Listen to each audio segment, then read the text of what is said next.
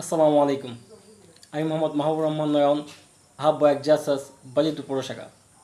আজ মহান মে দিবস।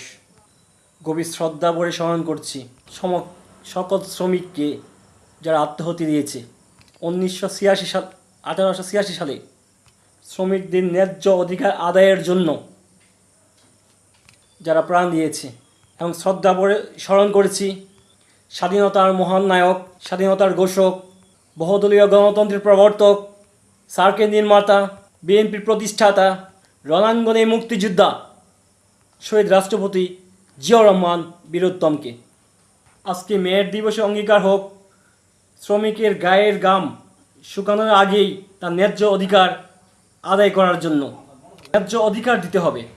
এবং শ্রদ্ধা জানাই আমার দেশ এবং দেশের বাইরে যে শ্রমিক ভাইয়েরা অক্লান্ত পরিশ্রম করে বাংলাদেশে স্বনির্ভর করছে এবং স্বনির্ভর পথে এগিয়ে যাচ্ছে, তাদেরকে শ্রদ্ধা জানাই। গর্বিত আমরা সেই শ্রমিকদের এবং শ্রদ্ধা জানাই এই শ্রমিক দলকে।